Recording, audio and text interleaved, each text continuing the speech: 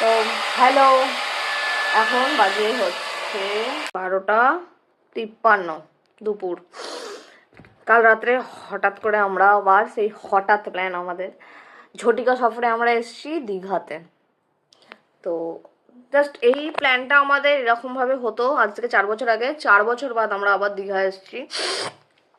রাত্রির 1টার সময় বেরিয়েছি।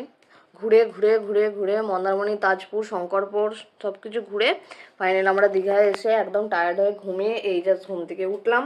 এখন বেরোবো, খাওয়া দাওয়া করবো, মন্দির দর্শন করবো, তোমাদের সাথে বাকিটা সব কিছু শেয়ার করছি, দেখতে থাকো তোমরা। আমরা এখন চলে এলাম সি বিচে, ঘুমিয়ে টুমিয়ে দুপুরবেলা চলে এলাম। এখন সি বিচটা একদমই ফাঁকা, খুব একটা ফাঁকা বলবো না, লোকজন আছে।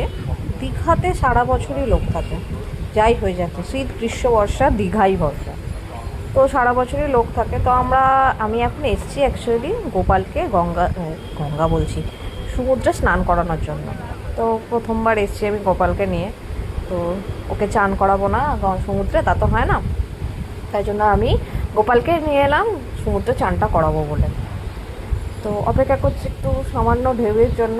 তো এক ঢেউ হয়ে গেছে, এবার নেক্সট ঢেউয়ের জন্য অপেক্ষা করছি।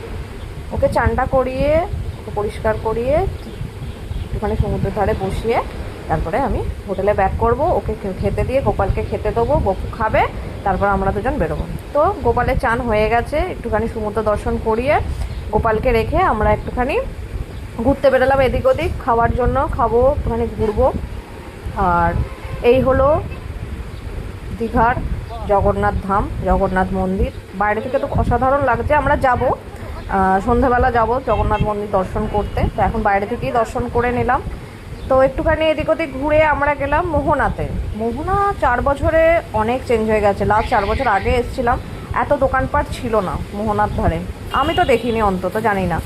তো অনেক স্টল, অনেক খাবারের দোকান, ছোটোখাটো জিনিসের দোকান, গিফটের দোকান, অনেক কিছুই হয়েছে মোহনার ধারে, বেশ সুন্দর লাগলো।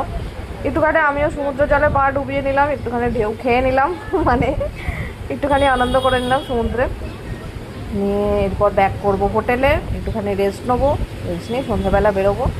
আর এটা আমি এসেছি হচ্ছে জগন্নাথ ঘাট, জগন্নাথ মন্দির যে ঘাট, আর এটা হচ্ছে জগন্নাথ দেবের মাসির বাড়ি। এটা এখানেই রথ আসবে, এখানেই রথ দাঁড়াবে।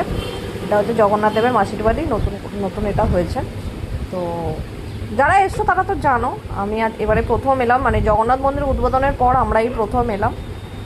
তো যাকে আমি এখন হোটেলে ফিরবো, একটু চেঞ্জ করবো, নিয়ে বিকেলের দিকে বেরোবো। আর এই হলো আমার গোপুসানা, সমুদ্রে চান করে নিয়ে বসে আছে।